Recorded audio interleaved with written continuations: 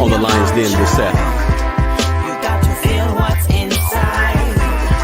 Don't let them take you for a fool now. Don't let them take you for a ride. Welcome to the world, young soul, where untold adventures unfold. Where the moon shine and the sun glow. Plant seeds and see what grows. Water your garden with wishes and dreams. Free like a fish in the sea. But listen to me, not everyone listens to dreams. Some hearts are skipping a beat. Boom, what's going on? What's going on, everybody? Welcome to another Lions Den with Seth. How are you doing on this Sunday? Make sure you're sharing this. If you're not, you're acting funny, right? Because we are the hottest show that's on right now in your face, right? In living color.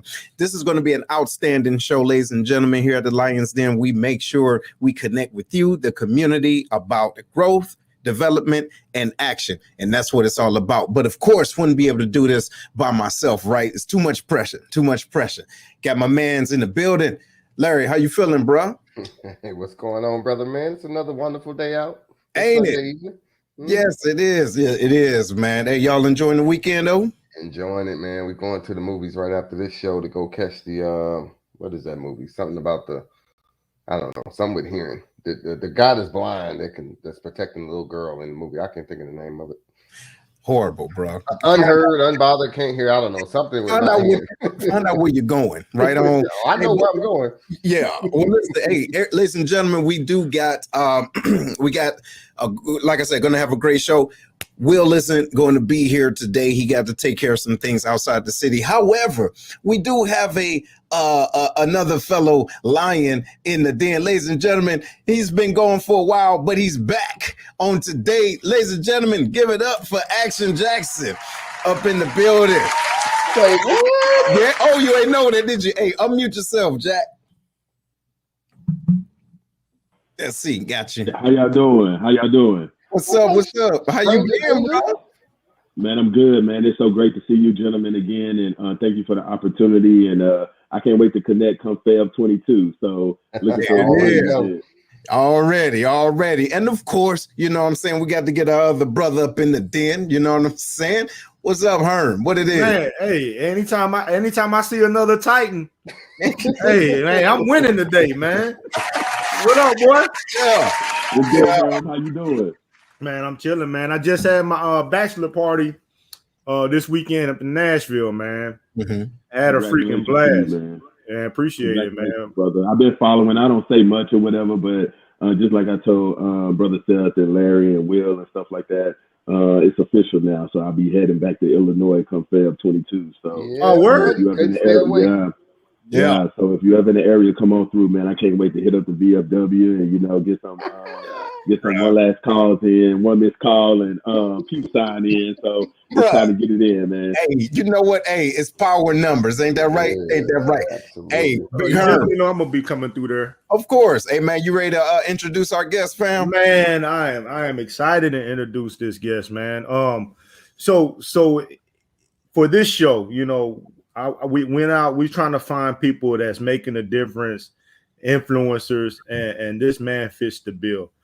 He is the highest ranking Muslim DoD Muslim Chaplain in DoD history. But not only that, man, if you look at stuff like TikTok, you can see that he's really making the effort to connect with people on their level.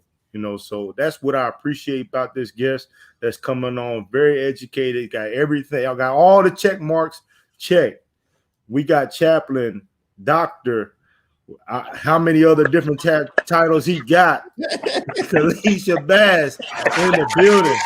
Colonel. Yeah. I mean, what else can we call you, sir? Hey, call this man highly educated. Right? Educated. Yes. Hey, welcome to the den, Chaplain. Welcome to the den. How are you this fine? Hey, brother, I'm fine. I'm fine. As long as I'm among my people, brother, I'm good. Right on. Well, man, we want to welcome you in, man, and it's a great honor, right? Because of having an individual at such high astute as yourself. So the question is, what led you down the road of being a chaplain, not just a chaplain, but in for the Muslim religion? Yeah, hey, it's a story, and I'm glad you give me an opportunity to tell it. My story began in a bedroom. I was 10 years old, being molested by a family friend.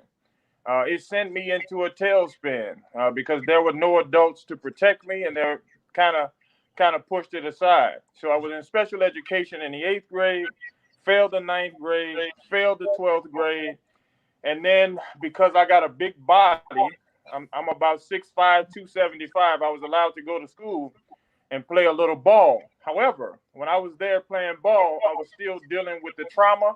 I was still dealing with the molestation. I didn't know sometimes whether I was a man or a woman because I grew up in the house with women. I was molested. So every time somebody looked at me sideways, as we say in the hood, I had to put them paws on them, right? Because I was so messed up in the head. So I was drinking myself to sleep at night. I had so much trauma going on. Well, you know, with anything, all that stuff gonna come to an end one day. So I went to the club, and about 6 guys jumped me, right? And so I was drunk. I was trying to run away, and next thing I heard, shots in the air. And they used to call for basketball. They used to call me Prime Time. They said, "Prime, he got a gun." And so I looked back, and this cat was trying to empty the gun in me. So he had 3 bullets left, and he hit me in my back with the bullets. And then some of the other guys came over the top and was beating me here with a shovel. So I almost lost my life that night. I was medevaced out to the Tyler Medical Center where I stayed a month or so. And when I got out, you would have thought that, okay, I had came to my senses. But I saw the same kid who shot me. And so I had a sawed-off shotgun and I had a .45. And, you know, in our community, unfortunately, what manhood is, they say, hey, you got to go kill that kid. And so I was on my way with my weapons that my so-called friends gave me. And it was one voice. This is why voices are important. It was one voice that said, hey, Prime, if you do that, I'm going to start crying here, man. He said, your mom is going to be disappointed in you, man. And when he said my mom's name, it brought me back to my senses. And so I just went in and beat the kid with a shovel, a crowbar, and I had to go to jail for some time. After I left jail, I went down to Kmart down in Baton Rouge, Louisiana. I'm from Louisiana. And I kept seeing these Muslim kids. You know, they were, you know, disciplined. They were reading their scripture. They were taking breaks. And I was like, man, these guys are nuts, right? I don't want no part of that, right? But so the store that I was working in cut my hours. So one of the Muslim brothers allowed me to stay in his house. He was putting books on my bed, talking to me and all this kind of stuff about the responsibility of being a strong African-American black man. And obviously I ran from that. I came into the military. But while I was in the military, brothers, I got, it sounds like a movie, but it's true. I still was dealing with the molestation, had 2 Article 15s, chapter paperwork in hand. And the movie Malcolm X came out. Saw Malcolm X, and it was at that moment, man, I said, I don't know what the hell he is, but that's what I'm going to be. And that's the day, for me, I became Muslim. I didn't know about all the cultural ramifications. I didn't know anything. I just wanted to be Malcolm X. Hence the name you see when Malcolm came back from Mecca. He named himself Shabazz. Hence the name Shabazz. That's how I became Muslim.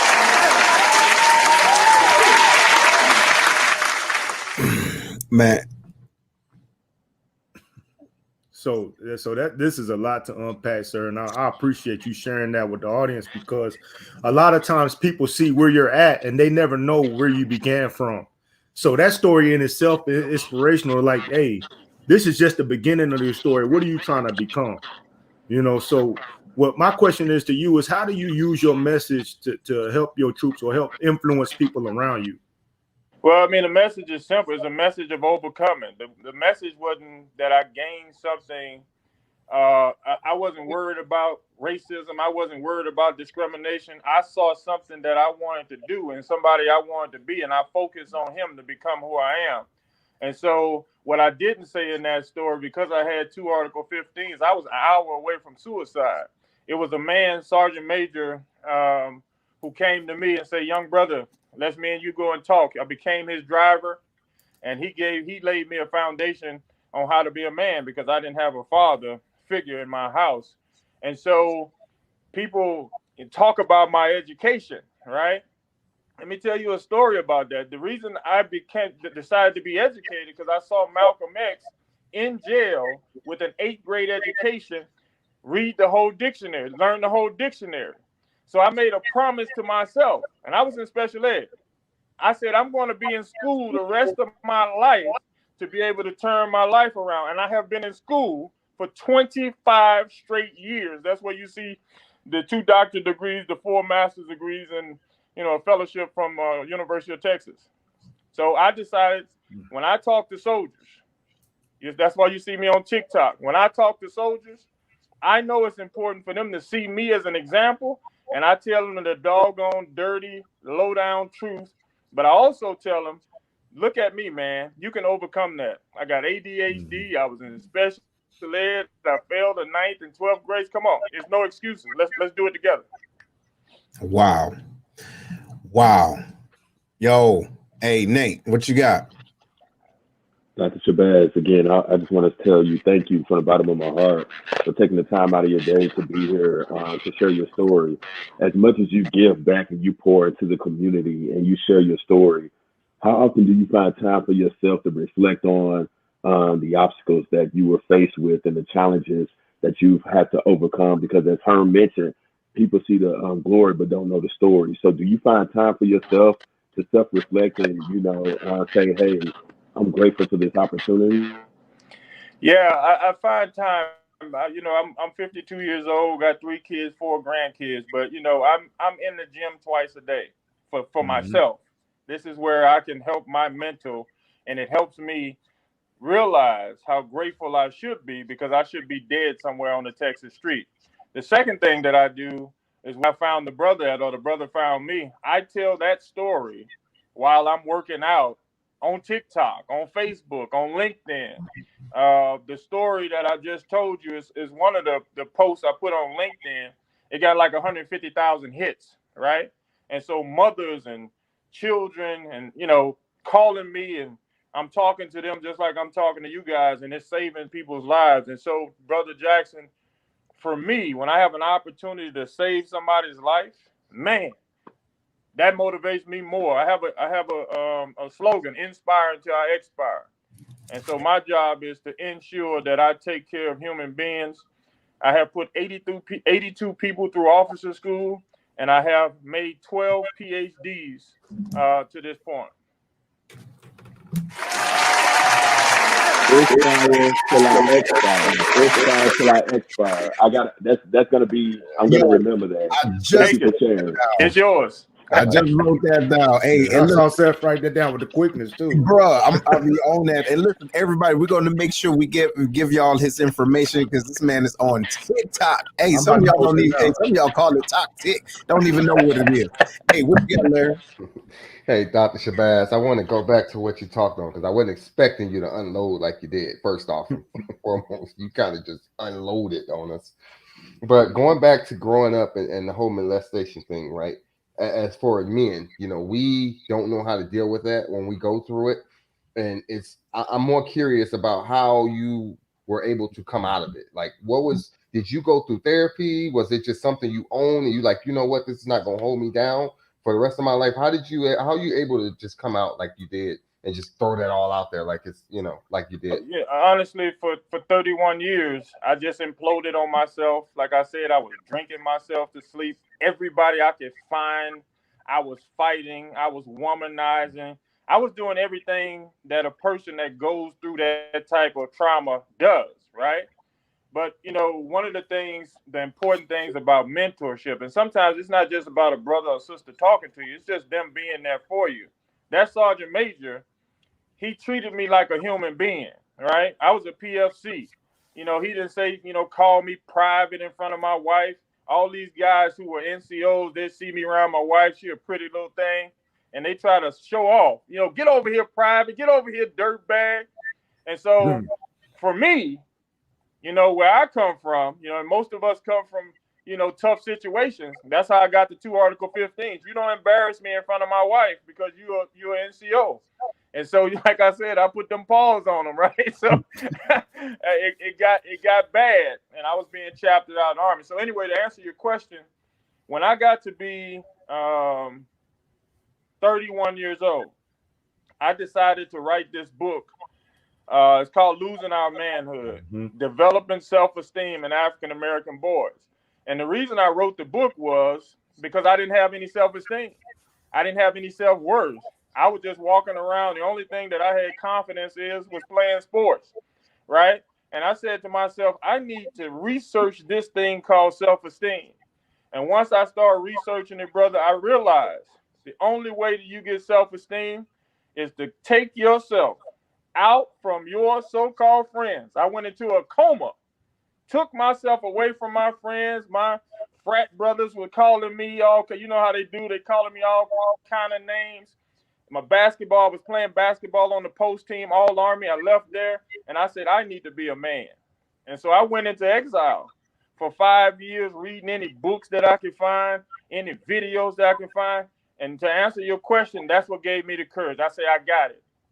I need to start talking about this because I know other guys are being molested, but they don't want to say anything.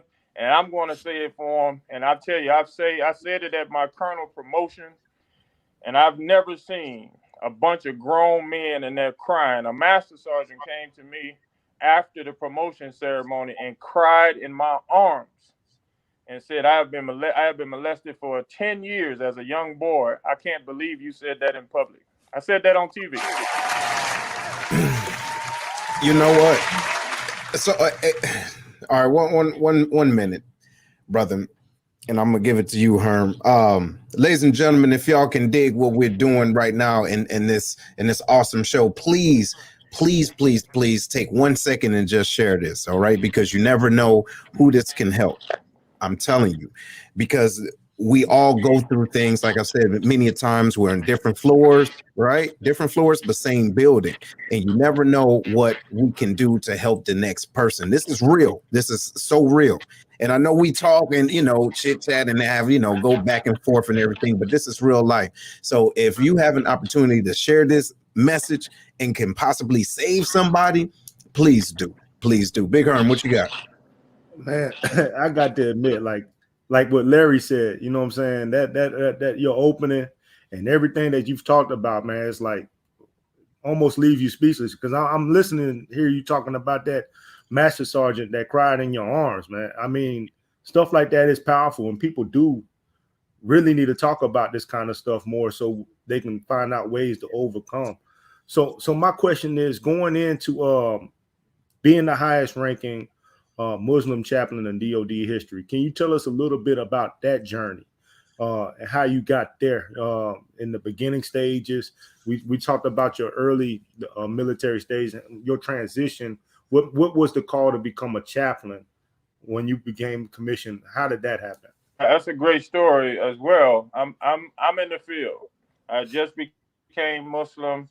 You know, this is a personal thing for me. I call home, you know, the family, you know, like you can call yourself what you want to, Michael. I don't care if you change your name to Shabazz. Your name is Mike. You know, your mama calls you Clay. You gave me that Muhammad Ali treatment. Right? Your mama calls you Clay.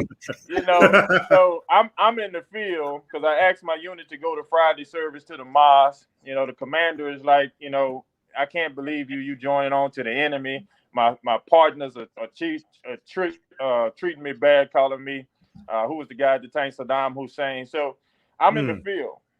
I was field artillery. I'm in the field, sitting on my track, my 109 howitzer, and I see the chaplain off in the distance, right? So I'm saying to myself, I say, if you're real, please don't bring that dude over to me. I got enough problems, right? So as God would have it, man, the chaplain comes over and talks to me, and he talks to me for an hour. and he says, man, you're a very intelligent guy. You know, we just got our first Muslim chaplain on active duty. Why don't you become a chaplain? Brother, I ain't never talked to God. God ain't never talked to me. But when he said that, that was the clearest thing that I ever heard in my life. And I said to myself, man, I could help people sit down and talk to them like the chaplain talking to me. So that's why I became a chaplain. And for me, you know, the chaplain is a great person. I can sit down and talk to you 3-4 hours, whether I'm in the gym, whether I'm in the bar, whether I'm in the office. I can pour into your life all day, and I'm doing my job. The problem with me is I'm not a traditional religious person. So I'm not walking around saying, hey, stop cursing, stop smoking, stop drinking. I have met people in the bar while they drinking and smoking to help them with their problems. So I didn't think I could be a good chaplain because I'm not so-called super religious. I mean, what chaplains you know in the gym throwing up 365 at 3 in the morning? It ain't happening, right? So but I have used the chaplaincy, honestly, to help people. Like I told you, sending all those people to officer school and putting people in my PhD classes. How did I become the highest ranking Muslim chaplain? I think all of those things that I just said, just being an authentic person, has helped me. Even when, if you go to the Google, they send me to Gitmo. So the history says, okay, I did a great job while I was there. But if you dig deeper, the Muslim chaplain that I replaced there had been in jail for 75 days, right? So I'm going there like scared as hell. Like, am I the next guy to go to jail? So I go there playing ball and connecting with soldiers, do well, I get out of there. Then I go to Iraq. So I'm the only Muslim chaplain in Iraq. Thank God I did well over there. So after I made major, then, you know, my career started excelling. But what people don't understand inside of that, and I think this is what we're going to get into a little later about being Muslim. You know, people were asking me, you know, in my units, I wrote about it today on Facebook. You know, they were in my units after they killed somebody. They'd be like, hey, we sent one of your boys back to Allah to give them 72 virgins. Or, you know, chap, you walking in the talk, you got a bomb. So all of this stuff mentally, if I'm not strong, if I'm not constantly, you know, in school, you know, which I was, even in Baghdad, you know, I would go crazy because I'm the only Muslim chaplain in the theater. So that's just a story about that. But I use the chaplaincy to help people. Okay. So, so I know we kind of talked a little bit about this, and feel free if you don't feel, you know, comfortable talking about this, but do you, and this is from Miss Lily Wilson. She asked, please ask if 9/11 impacted his ability as a chaplain to assist soldiers. Many people became hostile towards them. Oh yeah, they became super hostile. The division chaplain came down and he said he ordered me to come back with him. I was in Bamberg, Germany. He ordered me to come back with him to stay in his house with him because he thought people were going to attack me. Excuse my language. I say, sir, I ain't going a damn place. These are my people. This is my unit, and this is where I'm staying. And then the second thing I was saying, I'm 6'5", 275. They better come with some weapons because I'm gonna put some heat on, right? But yeah, it became hostile. In some ways, it's still hostile, right? It's not like I get an open pass to be the face of the chaplaincy or the face of the army, which obviously I got a great story. I probably should be on the cover of the Army Times or something, but it's still hostile. People are afraid because they don't really know what Muslims believe. They just see CNN. So it's tough. It's tough. And so interviews like this help. Right on. Go ahead, Big Nate. So let's add on to that, Dr. Shabazz. How do you get people to understand your story and where it is that you're coming from? Because, you know, perception is you know, to some is their reality, and they can't seem to differentiate, you know, their actions from, you know, their beliefs or whatever the case may be. So how do you, as a leader, influential leader, educate and get people to understand that, hey, we're all in this together? Well, part of it is what we call lowering your wing of humility. So going in, I already know that people are going to have biases against me, right? And the way I deal with that is because I'm true to myself. I got my own biases. So I always cut people a break. Right? People say all kind of slick stuff to me, but I always cut people a break. And I think, secondly, people talking about examples, and it being an example is extremely important. I understand I'm in a fishbowl.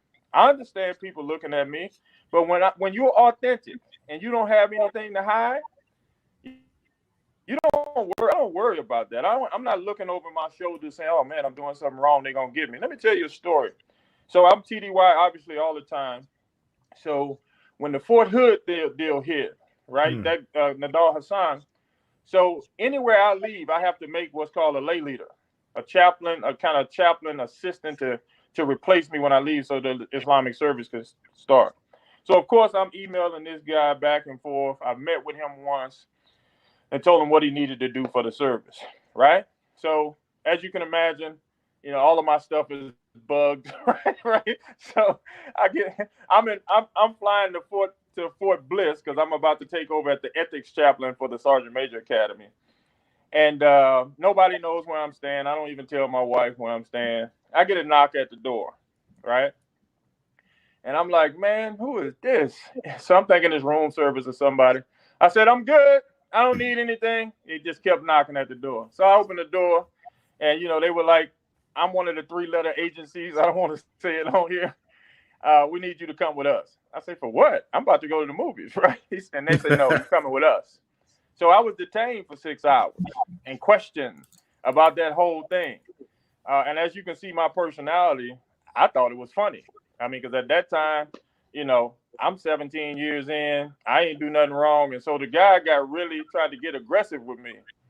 This is funny. I'm sure he didn't think it was funny. He got up in my face, and man, I stood up. That joker saw how big I was. He, no, sir, no. That ain't where we're trying to take this. Right? But, to answer your question, man, I'm just authentic in all situations. And when you discover who you are, you might want to write this one down. When you're comfortable with yourself, you make people very uncomfortable. Oh, yeah.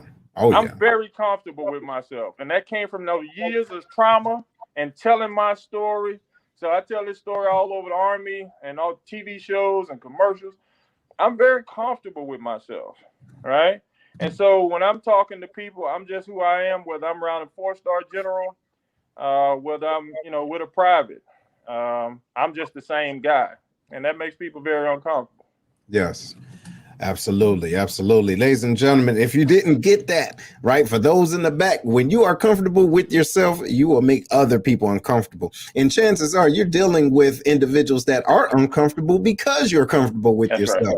And do not ever dim your light just so other people can see clearly. That's their problem. Right on. So look, y'all, we're going to take a little pause for the calls, right? We got to help pay some of these bills. If you haven't done so already, please make sure you share this. Share this. This is some great information, and we will be right back. One thing we can cherish during these times is family dinners. Think about it. The nice, succulent Southern fried chicken, baked beans cooked to perfection, creamy macaroni and cheese, cornbread. You get the point. Come check out Kevlar's Grill, where all the meals are cooked with perfection, professionalism, and love.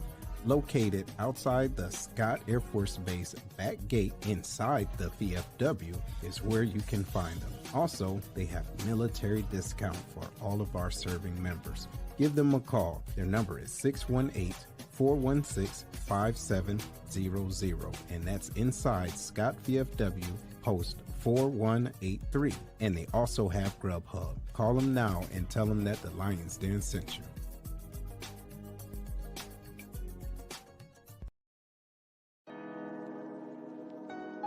Hey, what's going on, everybody? This is Seth with the Lions Den. Are you or someone you know looking for a tool to help them be more accountable? Check out the Black Collar Mindset, the Art of Strategic Thinking. It's a manual to help maneuver through life strategically by holding yourself accountable every step of the way. Go to theblackcollarmindset.com to grab your copy today. Again, the website is theblackcollarmindset.com. Trust me, you won't be disappointed. Let's get it together.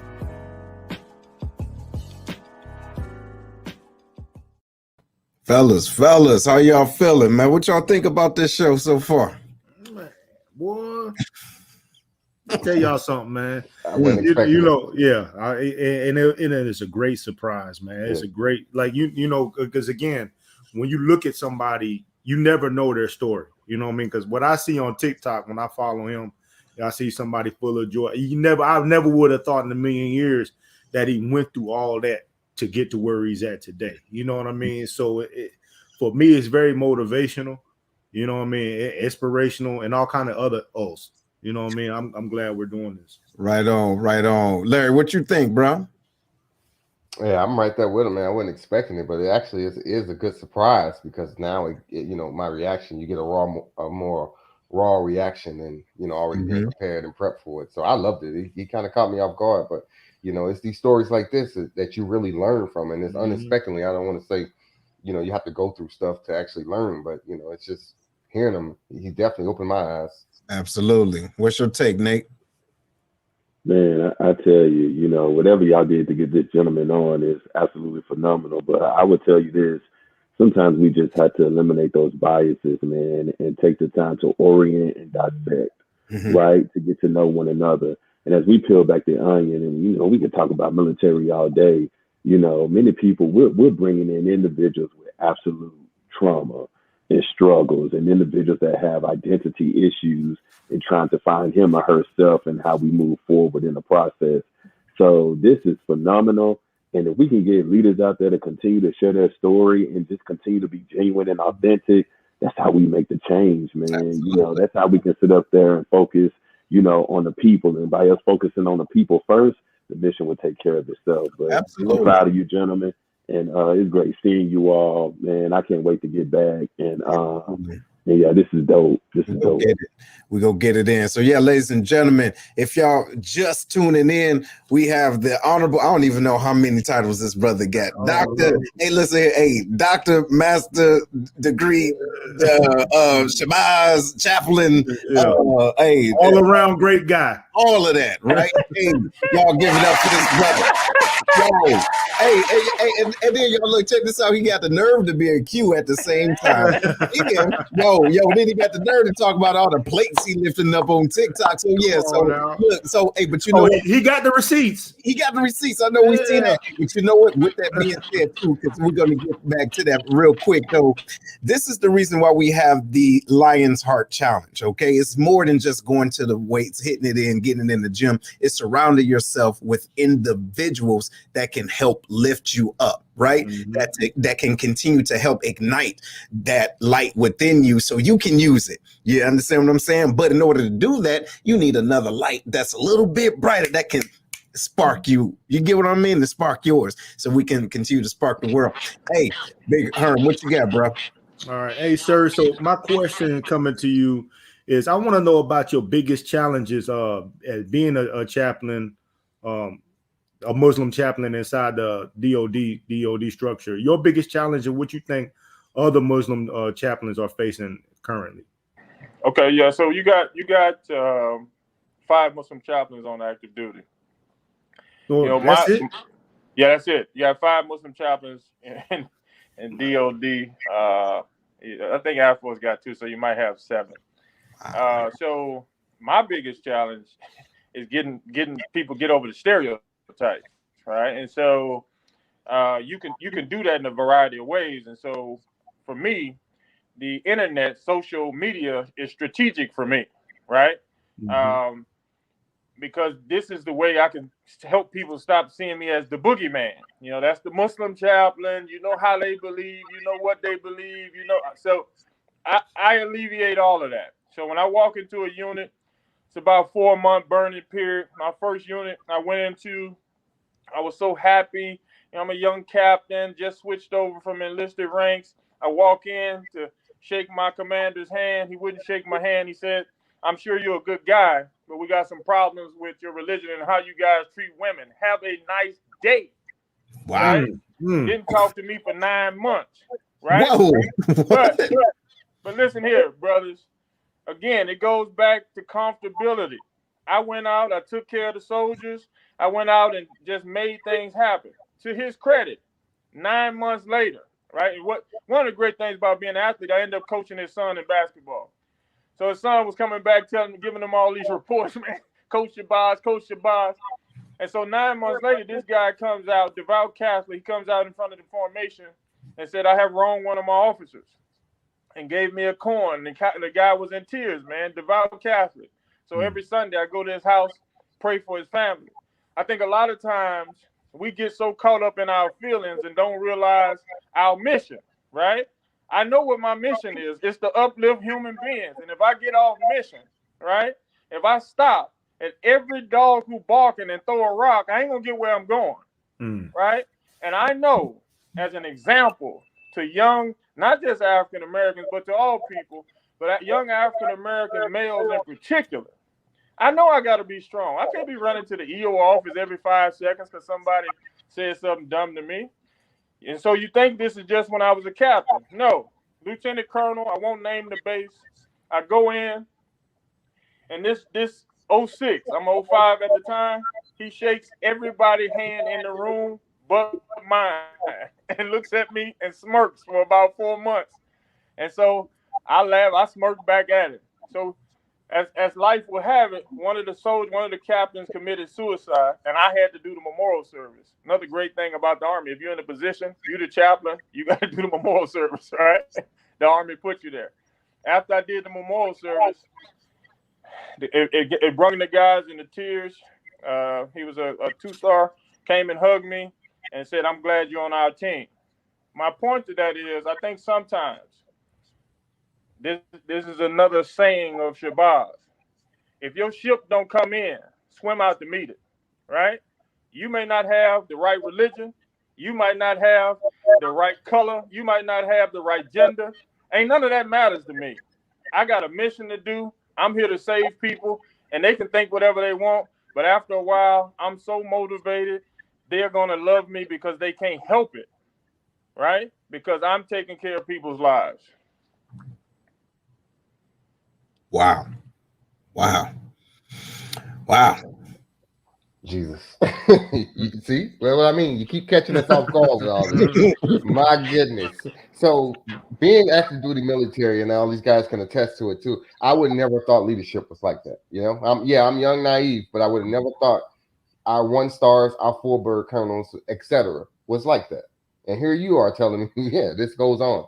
Okay, so my question to you is, it's still on the same subject of Muslims, right? The misconceptions that a lot of us, whether it's civilian or military, whatever have you, because you already hit on a couple of them, but I just want you to really, like, the message you want to drive home about the misconception of being Muslim in the DoD. Yeah, the misconception is that we have some far out, weirded out beliefs. One of the things I've done, I wrote a book on Islam and Christianity, A Roadmap to Peace. And I wish I should have shared this with you guys, but so the Christians and Muslims, we like cousins, right? One of the great things about studying I have a doctorate degree in Christianity. You know, the misconceptions is we don't believe in Jesus. Wrong. They don't think that we believe that Jesus was divine. Wrong. They don't believe that we believe that Jesus was had the Holy Spirit and God spoke to him. Wrong. They don't believe that we believe in the virgin birth. Wrong. All of those things are wrong. They're misconceptions. And when I have an opportunity to go to LPDs and explain it to them, and I'll share it with you guys privately, they're amazed, right? And then second of all, they think women are oppressed, right? That's culture. That has nothing to do with religion, right? Second of all, women in the United States are sometimes oppressed. That's men, because men are misogynists, right, in some cases. And so when they see the woman with the headscarf on, they automatically think, oh, yeah, well, he must have made his wife do that because she don't have no brain, right? So when she is in these places and talking, and my wife, as a matter of fact, don't wear it, but when she's in these places talking, then people can see that she's just a person. Speaking of which, man, I got a call from some on high people the other day, and I can't mention names, but hold on, wait, hold on, sir, hold I on. put on High. Who is? What's of the me and on my high? wife and said we've been in the Army for 28 years, no mentorship, no lasting relationships from supervisors, and we depended on each other, and we depended on God, and we got ourselves to this position. Man, you can't even imagine the number of calls that I got. What are you saying? I say, sir, ma'am, with all due respect, when we come to a unit, nobody's bringing me and my wife over to their house for dinner. No. When we come to a unit, nobody's taking me aside. Hey, I'd like to personally mentor you. No. So we don't have for the last 20 years meaningful relationships where we can just go hang out with people. It's always excuses, pomp and circumstances, and you can tell. I don't know how you brothers grew up, but in Louisiana, when a man respects you, they bring you to their table and you eat with them and they're around their children. Yeah, me and my wife ain't got that, brothers. And so we depend on each other, and we got ourselves to this point. And I think that you just have to be strong and realize who you are and realize what you're in. Now, I have coined the term inverse paranoia. People talk about paranoia. Well, one of the things I do, I listen and look on YouTube and read books about biographies. And one of the things I learned about Olympic, people who go to the Olympics, they have psychologists, right? And one of the terms that a man was talking about is being an inverse paranoid, tricking yourself to believe that any situation that you go into, you're going to have a good outcome, right? This is how these people go through pain and all this kind of stuff. So I use that being a Muslim chaplain. And I just take care of people, man. And based upon that philosophy, that's why I've done so well. I believe that.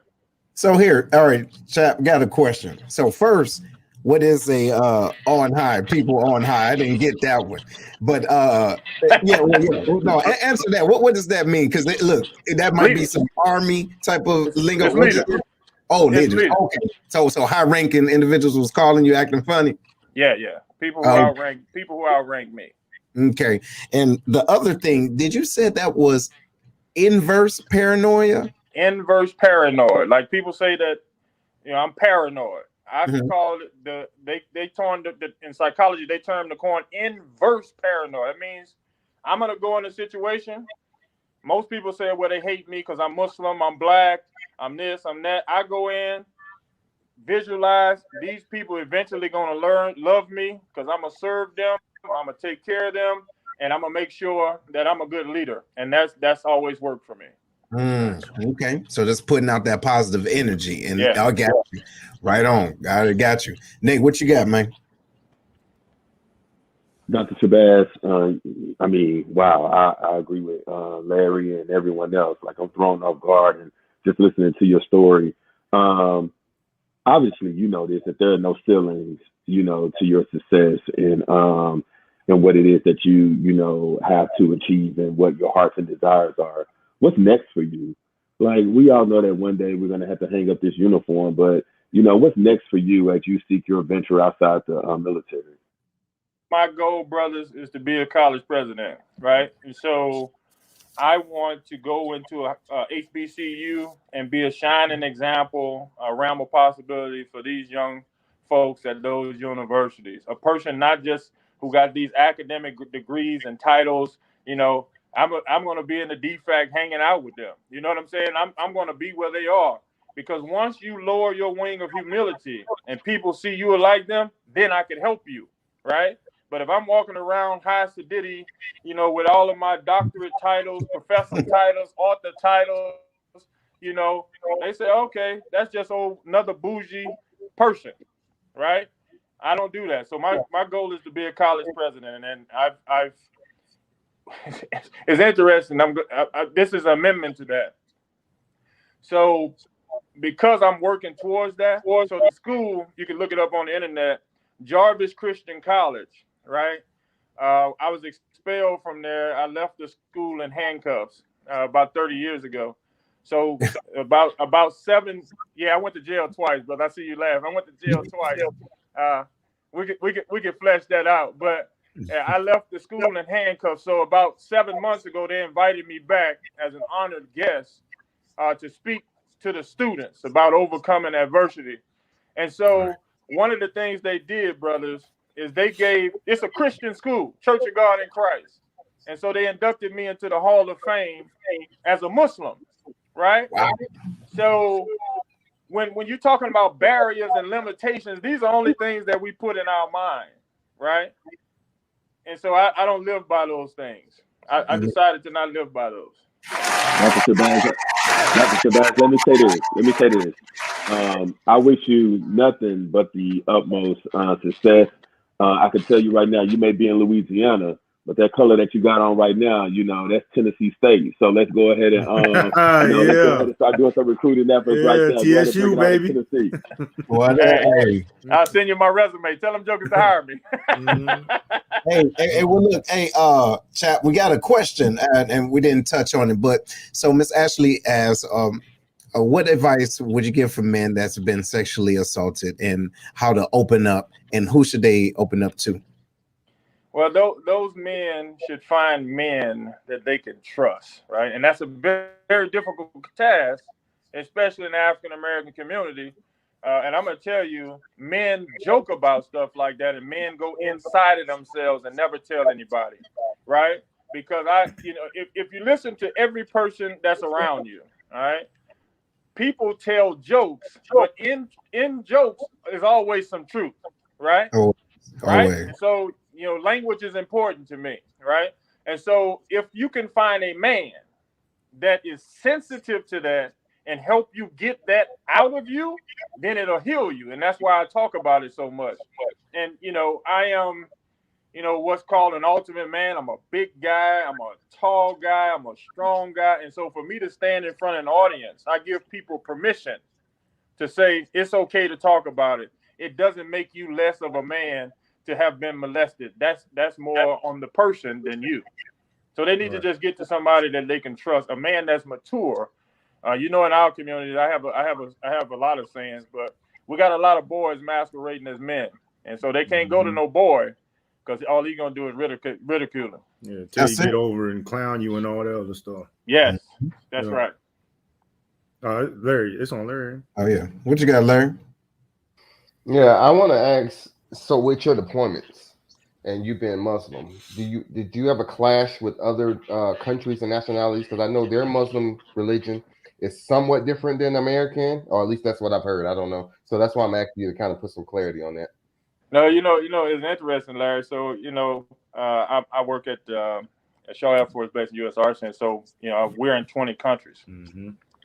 So when I go to the Muslim countries, they roll out the red carpet like I am a king, right? Last year, I was I ate dinner with the king of Kuwait. He hugged me. I got pictures. I put them on TikTok sometimes. He offered me a Bugatti. Right? What? he offered me a couple more years. Yeah, he offered me a $200,000 Quran. I say, obviously, I couldn't take it. But they couldn't believe that you have an American Muslim that's, the.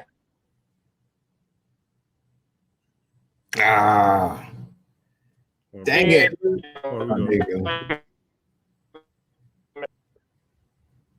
We got to get that. As a matter of fact, I was the to study Arabic. Dang it. 2 years. Hold on, chap. Let me see. I think your connection got a little choppy. Okay, so say that last part again. Yeah, I said it was interesting. In fact, I was the Grand Mosque invited me last year. I was the only American to speak at the Grand Mosque. I studied Arabic for 2 years at Jordan, so I spoke to the community, some, a million or so people, and spoke to them. Had television interviews in Arabic. It was great. So they treat me like a king. To answer your question. Wow. What you got, Herm? So I want to rewind just a little bit because you kind of broke up a little bit. can you start back from when you talked about you met the King of Kuwait and go from there? Because I think there was a lot of stuff you were saying. I wanted people to get. I met the King of Kuwait. Had dinner with him and his family. They literally took me as a person and passed me around to these different, palaces. I sat down with national bankers. The guy who was at the embassy was introducing me to all these people, and I had dinner with him. I took pictures with him. I'll send it to you guys. And like I said, they offered me a Bugatti and a $200,000 Quran that I couldn't take, right? But they treated me like a king, honestly. And you still got calls coming in for me to visit, but because of COVID and all those things, I couldn't get there. Wow. So now for me, I really do. I respect the fact that you weren't able to take that Bugatti, but you could slide them my name. No. And I could take it in the spirit of you. No. Every time I drive and I think of you, I was like, you know what, Col Shabazz, this is for you. I'm gonna spin the block for you one time. You know what I mean? Assalamu alaikum. Hey, my salam. You understand? Right. So hey, keep that in mind. You have a new friend that'll unburden you on that aspect. So, sir, I believe this is probably going to be my last question because we winding down on time. So, what I do want to say to you again is I appreciate you coming on and sharing your story.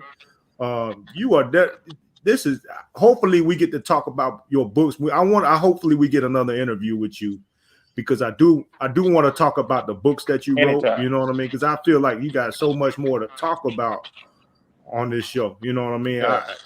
Honestly, for me, I saw a little like your TikToks and whatnot, and I really didn't know what to expect as far as, man, what are we going to get when we get this interview? I really just want to interview the man and talk about his journey to become the highest ranking Muslim DoD chaplain in history. And now I learned there's much more to you than just that.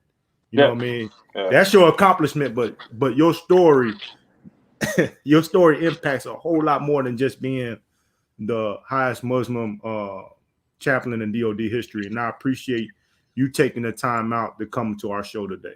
Hey, brother, anytime you need me, any of you brothers need anything from me personally or just want to talk, that's who I am. It's not a show. I mean, this is who I am as a person. I've given my life to help human beings. So whatever you need from me, you got it. But I do have one question. Your social media activity, like your TikToks and stuff like that, what is your goal using those platforms? Yeah, my goal strategically is this, right? I've accomplished part of that to let people know that I am approachable. I'm a human being, and all of those things that you see out there, it attracts people. So now, once you see that I'm a human being and I'm approachable, even though I'm in these lofty places, now we can have a conversation where I can help you, right? See, most of the time, if I just kind of stayed off social media and just kept all of my gifts to myself, they're worthless. They just some stuff on the wall, and nobody ever even comes to your office to see you because they like, hey, this cat is bougie, he all about himself. But I use that stuff to help people, man, and that's all I want to do. Dope. Larry, what you got, brother? Final word.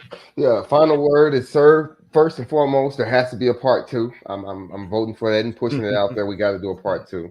The second part is you are an Army soldier coming to talk to Air Force people. So that just shows you with the thing that you've been talking about all day, there is no boundaries. We can all come together when it comes to inspiring and developing our force as a whole. So I just want to say thank you for coming to talk to some airmen about life stuff. And we all can relate to that. And part 2, please. Yeah. Right on. Hey, Nate, what you got, brother? Final word. Absolutely. Thank you for being you. Never change that. Never change who you are. Thank you for your authenticity. Thank you for your servant leadership. God bless you. And hopefully we can get a part 2 because I'll definitely be tuned in. So continue doing what you're doing. Much love. Thank you. Right on. Well, look, ladies and gentlemen, if y'all digging this and if y'all think we should do another part 2 with this, y'all put in hashtag part 2. I think we need to do that. But at the same time, we have to offer that invitation so we can get it recorded. Right on. So, Dr. Chat Master associates, everything. What you think, brother? You in it or what? Brother, I'm all over it. Invite me back. I'm on here tomorrow. Let's do it. Already. And then after that, we're gonna have to get up in the gym. All right, see what's really popping. Yeah, I don't think you're ready, man. I seen that stuff that he got going on. I was like, hey, that's got to be a gift from God, bro. Hey, you know what it is? You know what it is? Help from above. And you know what? And it's funny on his TikTok. I really love the fact that he addresses his trollers sometimes and show them the receipts. Like it's not just talk. I got the receipts right here. Right. Yo, man, it's been so dope. No, but for real, look, I don't want to echo what the brothers had says, but it is so important for us to show that level of humility, because what we do and who we are two different things. It's not about what we do, it's why we do it. So, ladies and gentlemen, those out there that are struggling with those identity crises and trying to utilize external validations to validate yourself, you don't have to do it. Problem is you're doing too much and not doing enough of what you need to be doing. You get what I'm saying? Which is serving others. You understand? And let the chaplain be an example of that. And brother, I want to give you the last part of the show. Anything you want to let our viewers know? Yeah, I got a couple of things I want to say. The first thing is you're not a product of your environment. You're a product of your thinking. Let me say that again. You're not a product of your environment. You're a product of your thinking. Change your thinking, and you'll change your world. The last thing, I think everybody needs a personal philosophy. I developed a personal philosophy when I was trying to find myself. Excuse me, I wasn't trying to find myself. I was trying to create myself. You can't find yourself. You need to create yourself. So my personal philosophy deals with 4 I's. I'll say them slow and I'll say them over again for you. Interdict mediocrity, intercept ignorance, infuse excellence, and the most important, influenced by many, defined by none. I'm going to say this again. Interdict mediocrity, intercept ignorance, infuse excellence, influenced by many, defined by none. To be a true man or woman in life, you can take advice from whoever you want to, but at the end of the day, they're not you. You need to create who you want to be and be comfortable with that. Thank you guys so much for having me. I appreciate it, and invite me back anytime. Damn, Lord have mercy. Hey, hey, ladies and gentlemen, what y'all probably didn't know is that we just had a commander's call. You didn't even know it, but we did. Hey, but look, brother, where can individuals find you on social media and everything? Facebook, TikTok, where can they find you? Facebook, Col Shabazz, PhD. Instagram, Team Shabazz. LinkedIn, Khallid Shabazz, PhD. Twitter, PH Shabazz. TikTok, Dr. Shabazz, Dr. Khallid. And hey, listen, I'll slide. You can slide in the DMs. I'll give you all my information. I am sincere when I say it doesn't matter who you are. You could call me. You could text me. If I got a way to help you, please let me know. Outstanding. All right. Hey, brother Shabazz, you stay put. Brother, don't go nowhere because we're about to do this whole exit thing. Ladies and gentlemen, this has been the Lions Den for real, for real.